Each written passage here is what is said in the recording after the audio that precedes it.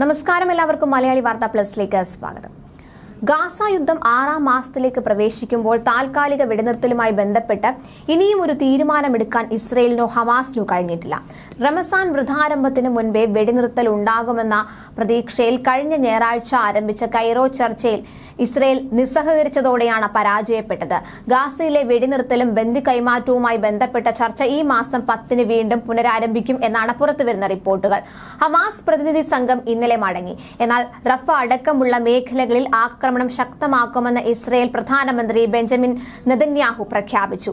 മധ്യ ഗാസയിൽ ഇസ്രയേൽ ഇന്നലെ നടത്തിയ ബോംബിംഗിൽ 15 പേർ കൊല്ലപ്പെട്ടു. ഇതുവരെ 30,800 പലസ്തീൻകാരാണ് ഇസ്രയേൽ ആക്രമണത്തിൽ കൊല്ലപ്പെട്ടത്. 72,198 പേർക്ക് പരിക്കേറ്റിട്ടുണ്ട്.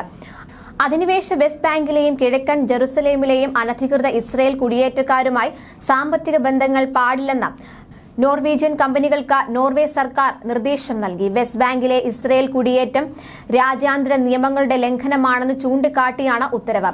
പലസ്തീന് UN അംഗത്വം നൽകുന്നതിനെ രക്ഷാസമിതിയിലെ മറ്റ് അംഗങ്ങളും പിന്തുണയ്ക്കണമെന്ന് ചൈന ആവശ്യപ്പെട്ടു. പട്ടിണി മരണം തടയാൻ അടിയന്തര വെടിനിർത്തലിന് UN രാജ്യാന്തര കോടതി ഉത്തരവിടണമെന്ന് ദക്ഷിണാഫ്രിക്ക ആവശ്യപ്പെട്ടു.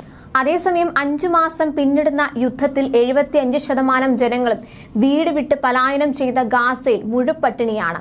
അടിസ്ഥാന സൗകര്യങ്ങൾ തകർന്നടിഞ്ഞ അവിടേക്ക് സൗജന്യ ഭക്ഷണവും മരുന്നും എത്തിക്കുന്ന UN ഏജൻസികളെ ഇസ്രയേൽ സൈന്യം തടയുന്നത് സ്ഥിതി ഗുരുതരമാക്കുന്നു. ജോർദാനുമായി ചേർന്ന് US ഇന്നലെ ഗാസയിൽ സൗജന്യ ഭക്ഷണ പൊതികൾ ആകാശത്തു നിന്ന് ഇട്ടുകൊടുത്തു. ഇത് 3ാം വട്ടമാണ് ഭക്ഷണപ്പൊതി വിതരണം. ഗാസയിൽ വെടിനിർത്തൽ ഉണ്ടാകുമെന്ന പ്രതീക്ഷ മങ്ങുന്നതിനിടെ ഐക്യരാഷ്ട്ര സംഘടനാ ഏജൻസികളുടെ ഭക്ഷണ വിതരണം ഇസ്രയേൽ തടയുന്ന സാഹചര്യവുമുണ്ട്. UN കീഴിലുള്ള വേൾഡ് ഫുഡ് പ്രോഗ്രാമിന്റെ ഭക്ഷണ വണ്ടികളാണ് വടക്കൻ ഗാസയിൽ പ്രവേശിക്കുന്നത് സൈന്യം തടഞ്ഞത്. പട്ടിണി മരണം തടയാൻ വടക്കൻ ഗാസയിലേക്ക് റോഡ് മാർഗം പ്രവേശനം അനുവദിക്കണമെന്ന് UN ആവശ്യപ്പെട്ടിട്ടുണ്ട്. അടിയന്തര സഹായം എത്തിക്കണമെന്ന് ലോകാരോഗ്യ സംഘടനയും ആവശ്യപ്പെട്ടു. വടക്കൻ ഗാസയിൽ കുട്ടികൾ പട്ടിണി മൂലം മരിക്കുന്നതായി ലോകാരോഗ്യ സംഘടന അറിയിച്ചിട്ടുണ്ട്.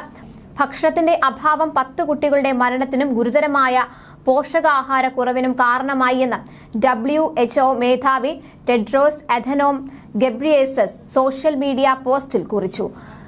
കമാൽ അദ്വാൻ ആശുപത്രിയിൽ പോഷകാഹാരക്കുറവും നിർജ്ജലീകരണവും മൂലം 15 കുട്ടികളെങ്കിലും മരിച്ചതായി ഗാസ ആരോഗ്യ മന്ത്രാലയം കഴിഞ്ഞ ഞായറാഴ്ച റിപ്പോർട്ട് ചെയ്തിരുന്നു. ഗാസ മുനമ്പിൽ 5,76,000 പേരെങ്കിലും ജനസംഖ്യയുടെ 1/4 ഭക്ഷ്യ അരക്ഷിതാവസ്ഥയുടെ വിനാശകരമായ തലങ്ങൾ അഭിമുഖീകരിക്കുന്നുവെന്നും വടക്ക് 2 വയസ്സിന് താഴെയുള്ള 6 കുട്ടികളിൽ ഒരാൾ കടുത്ത പോഷകാഹാരക്കുറവ് അനുഭവിക്കുന്നുണ്ടെന്നും ഒരു മുതിർന്ന UN ഉദ്യോഗസ്ഥൻ വ്യക്തമാക്കിയിരുന്നു.